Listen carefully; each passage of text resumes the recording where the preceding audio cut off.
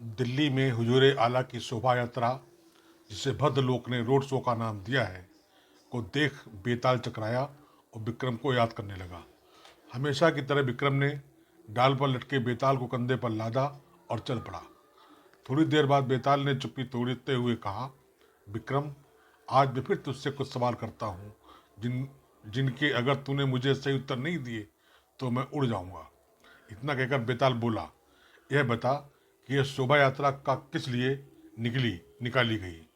क्या धस्ते जोशीमठ के नागरिकों के आर्तनाद का जश्न था, या हाल में बीते साल में देश के सभी नागरिकों को पक्के मकान बनाकर देने का वादा पूरा हो गया, उसकी खुशी में शोभा यात्रा निकाली गई? अथवा दिल्ली नगर निगम में उनकी जमात के हारने का जश्न था?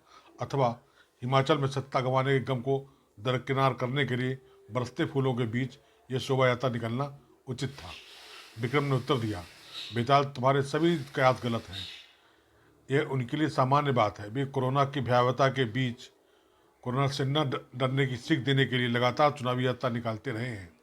पुलवामा से लेकर गलवान तक हुई घटनाओं के बावजूद वे चुनाव प्रचार के लिए यात्राएं करते रहे हैं। मोरबी में पुल टूटने का उन्हें इतना दुख था कि उसे सार्वजनिक करने के लिए भी उन्होंने शोभा यात्रा के बाद भाषण भी दिया। तो क्या तू ये कहना चाहता है कि वे अपनी पार्टी के प्रधान प्रचार मंत्री हैं?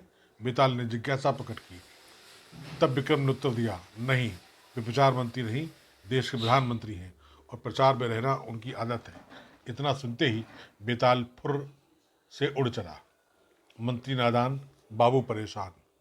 गुजरात मंत्रिमंडल में नए मंत्रियों के पास खुद को साबित करना बड़ा काम है और वे आला कमान को खुश करने की पूरी कोशिश कर रहे हैं। जाहिर है कि खुद ऐसा नहीं कर सकते और उन्हें नौकरशाहों की मदद की ज़रूरत है। हाल ही में एक कैबिनेट मंत्री को एक नौकरशाह को डांटते हुए देखा गया। उनका संदेश सरल था, मेरी बात मानो या मैं मुख्यमंत्री से शिकायत करूंगा। वह अधिकारी जो अपनी ज्यादतियों के लिए जाना जाता है दंग रह गया।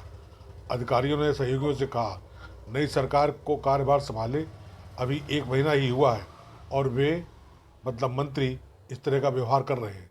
नौकरशाहों के नियमित व्यायाम के लिए भी समय नहीं मिल पा रहा है, इसलिए कई अधिकारी इन दिनों अपने दफ्तरों में सीढ़ियाँ चढ़ते नजर आ रहे हैं। तीसरी मंजिल के एक अधिकारी को अक्सर सीढ़ियाँ उतरते देखा गया। किसी ने पूछा, क्या वह फिटनेस के लिए है? उन्होंने ठंडे अंदाज में जवाब दिया, मैं डायबिटिक हूँ और एक्सरसाइज के लिए समय नहीं है, इसलिए इस समय मैं कैलोरी बर्न करता हूँ। ज़्यादातर बाबू लंच के बाद लॉबी में टहलते दिखते हैं। संघ भरोसे बंगाल। कहने के तो ये बंगाल के खास लोगों के साथ राष्ट्रीय स्वयंसेवक संघ का प्रमुख आर मोहन भागवत की मुलाकात का आयोजन होगा, मगर मैदान में भाजपा को हाँफते देख संघ ने दीदी के राज्य में अपने कैडर को सक्रिय करने की कसरत शुरू की है। आज की रात से संघ के मुखिया कोलकाता में 13 जनवरी तक डेरा डालेंगे। 23 तारीख को नेताजी सुभाष चंद्र बोस की जयंती पर मोहन भागवत शहीद मीनार में सभा को संबोधित करेंगे। कल राज्य के विशिष्ट जनों से उनकी मुलाकात का कार्यक्रम है। इस दौरान संघ की सांगठनिक बैठक भी करेंगे। 23 तारीख को नेताजी की जयंती के अवसर पर उन्हें श्रद्धांजलि देने के उद्देश्य से मोहन भागवत की सभा का आयोजन किया जा रहा है, जिसमें कोलकाता नगर निगम व हावड़ा नगर निगम के तहत सभी स्वयंसेवक आएंगे। इसके अलावा विभिन्न स्थानों से रैलियां भी निकाली जाएंगी। इन नगर निगमों में पिछले साल हुए चुनाव में भाजपा की हार के बाद अब संघ इसलिए भी सक्रिय हुआ है ताकि राज्य में पंचायत चुनाव में भाजपा के प्रदर्शन के आधार पर अगले साल होने वाले लोकसभा चुनावों की बंगाल के लिए रणनीति बनाई जा सके।